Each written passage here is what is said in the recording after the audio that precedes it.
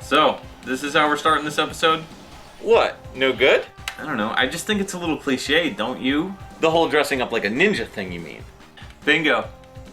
Wait, how did you... Well, listen, you try coming up with ideas for a skit after doing this for 11 years. We could have hired a hot ninja lady. You just want to look at a hot ninja lady. No, not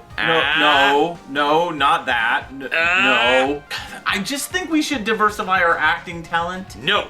Capcom and Konami were the undisputed trailblazers of the arcades in the 90s, the latter of which put out some absolute classics that somehow remain rotting in arcades, not widely available on any console then or now. While licensed titles like Marvel's X-Men and The Simpsons were brought back to the Xbox 360 and PlayStation 3 via digital releases, it was only a matter of time before they were delisted, becoming unavailable for purchase. If you're like me, you still cling to your Xbox 360 that contains the 6-player Konami X-Men arcade game.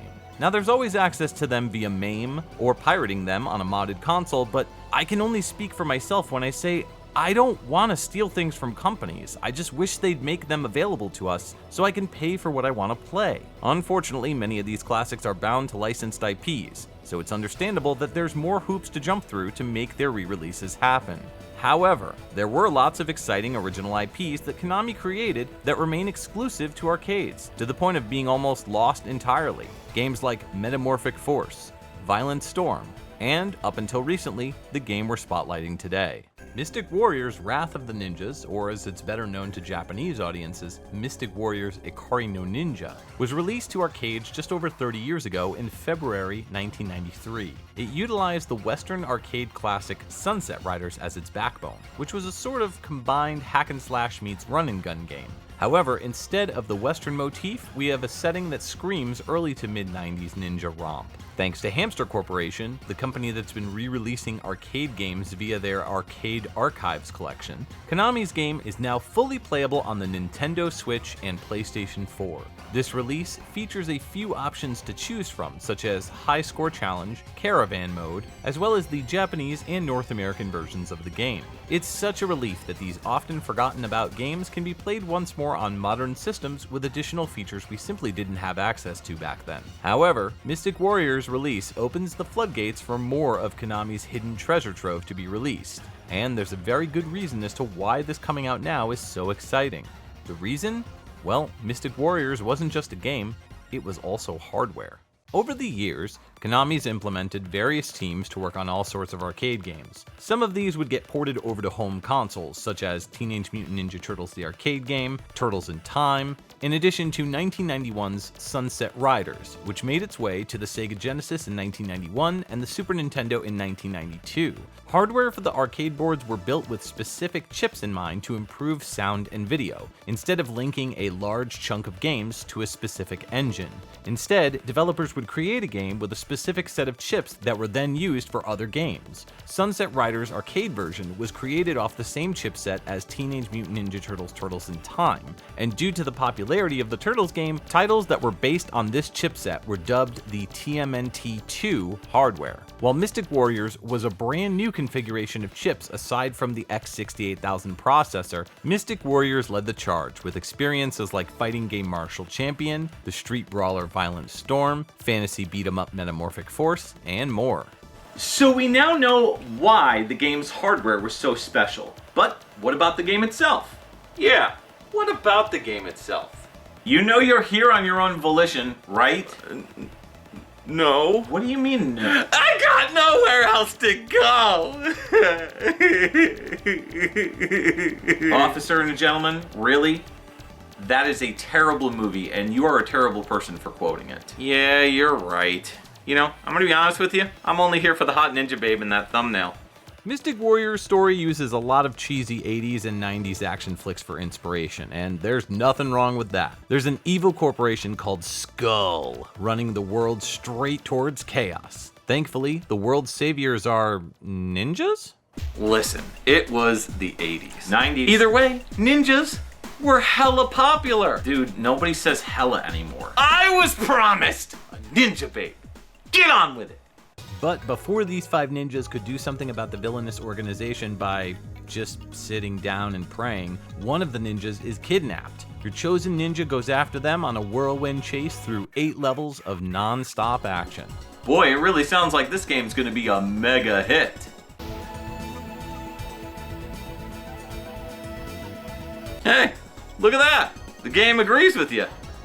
This was one of those weird moments in gaming where the developers were talking directly to the people who were debating on putting their cabinets into their pizza restaurants, convenience stores, and arcades. Put this game into your arcade for mega quarters. Anyways, we're given the choice between 5 different ninjas, from left to right: Spyros, Keima, Kojiro, Brad, and Yuri. Oh yeah, that's what I'm talking about. Come here, sweet lips. Come to Papa. Steve. Ninja Steve! Ninja Steve, come on. Ease up a bit on Yuri, would ya? Who's talking about Yuri? I'm talking about that tall drink of jungle fever Brad. Oh, okay. I mean, hey, no judgment. If that's what you're into. What? Oh, let me guess. It's because he's black, isn't it? That's racist. No, it's just because he's a he. But it's all good. Love is love. I'm just personally more of a Yuri kind of guy. Like you can pull a Yuri. Each ninja strikes with a stream of throwing stars or pointy dagger blades called kunais. Utilizing the 8-way joystick allows your chosen ninja to throw these in pretty much any direction you choose, all while moving at a smooth pace. Much like Contra, your player can aim diagonally, jump and throw downwards, toss upwards, and of course left or right. Higher platforms can be reached by holding the up direction and jumping, and dropping down to the lower platforms is also an option in many spots. One of the main differences between this and Sunset Riders is if you die after losing your 3 bars of health, you can change characters when continuing. While chasing after your kidnapped ninja buddy, you'll be able to collect all sorts of items. Most of these will be for points such as jewelry or gold bars, but there are health power-ups in the form of food in addition to the weapon power-ups. Grabbing these will enhance your weapon up to 2 times to be faster and possibly allow for multiple streams of shots. It really all depends on which character you choose. However, dying will cause you to lose these power-ups so they aren't permanent. Thankfully, they show up pretty frequently, along with 2 others. There's a temporary force field pickup, in addition to a screen clear orb that defeats anything on the screen. The secret to attacking while playing Mystic Warriors has more to do with using your melee weapons instead of your ranged attacks. Unlike Sunset Riders, which lacks a melee attack, I found many of the bosses were much easier when using the melee shots instead of firing from afar. Just get close to the villain and press that attack button for some ultimate melee carnage. Visually, there's a lot to discuss in this game. Before I get into that though, I wanted to address something you may have noticed. In this footage, you may be seeing the character sprites disappearing when attacked, respawning, or picking up items. This seems to only be happening within the captured footage itself, because when I played this game multiple times, this simply didn't happen, so it has to be something to do with the way the game's footage was captured. I noticed it during editing and was like, wait, that didn't happen. Anyways, starting with the colorful cast of characters, I appreciated the range and diversity provided here with styles. Konami could have easily just used the same sprites and palette swapped them, but each ninja has their own distinct vibe and look. Some of the set pieces here are extremely memorable, such as the snowy mountain that your hero or heroine must ski downhill while attacking, or the moving train after rescuing your kidnapped but passed out ninja pal, or the drive-in movie theater where the Sunset Riders movie is playing. Oh, that's so cool. All the bosses here are large and in charge, with well-designed fights that are simple yet engaging. There are moments where you'll need to react differently to laid out traps by the enemies, such as throwing bombs back at the female kunoichis. Hey, look at that! Their clothes exploded, but not their bodies! It's just kunoichi. What? Well, female kunoichi is a bit redundant. In popular culture, it supposedly means female ninja, but there's been a lot of debates about this. But ultimately what you're saying there is just female ninja. Ah, okay. Thanks for the clarification. I just didn't want to be one of those nut jobs that calls it an ATM machine or a GUI interface.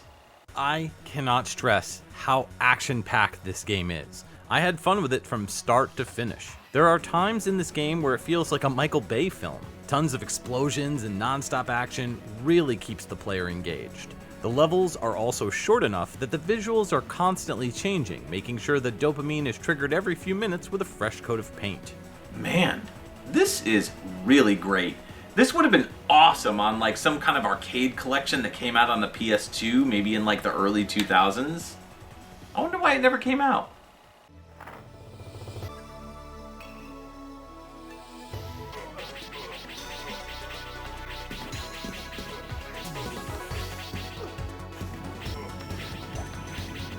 Oh. What? Plane crash in a major city. That's why. Wait, why would that have been a big deal? Ninja Steve, have you been living under a rock? Nope, just a 30-year-old arcade game. Yeah, that does explain a lot, doesn't it? Halfway through the game, you rescue your kidnapped comrade, only to lose them once again when they sacrifice themselves to save you so your player can finish the mission.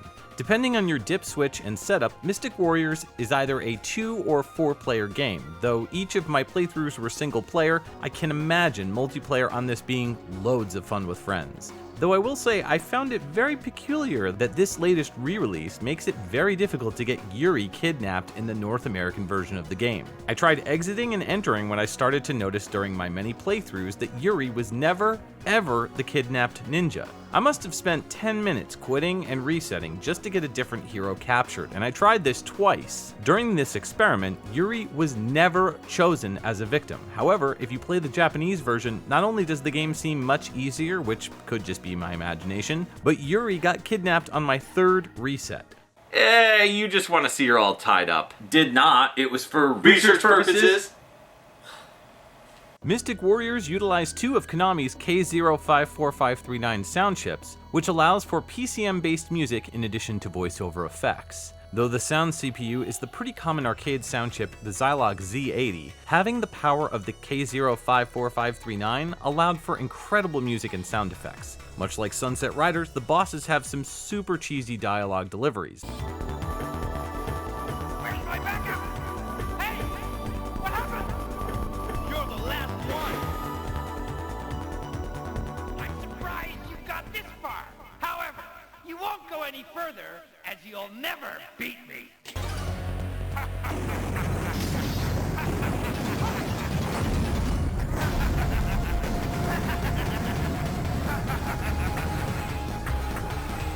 I will use my most secret weapon and destroy you! But the heroes also get in on it this time around. Depending on the character you choose, the deliveries can be questionable. My rocket is the best.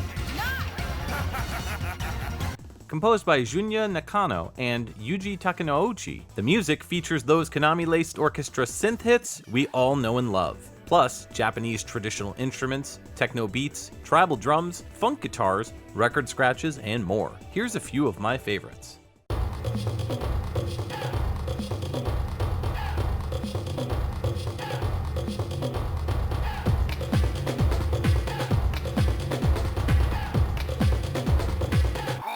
is Ninja?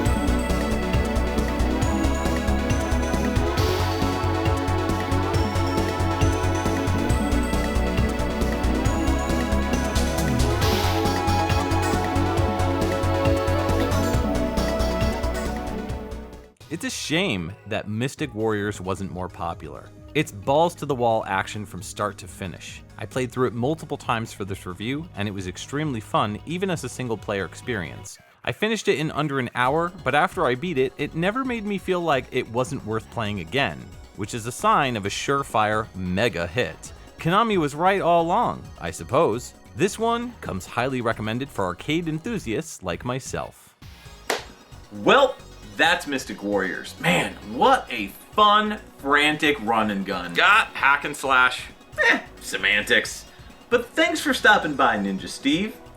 And you know, I gotta say, over the past 11 years that I've been doing this review show, I don't think I've ever had a guest be so nice to me. Sure, we got into it here and there with a couple jokes, but overall, he was very nice. He didn't steal from me. he didn't drain my blood, and he didn't really insult me that much.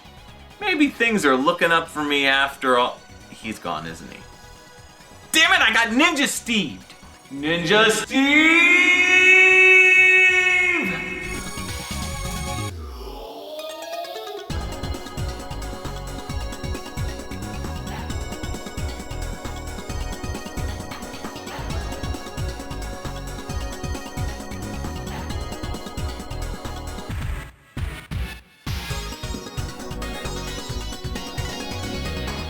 Thanks to all Patreon members, but especially the Morning Star Whip tier and up.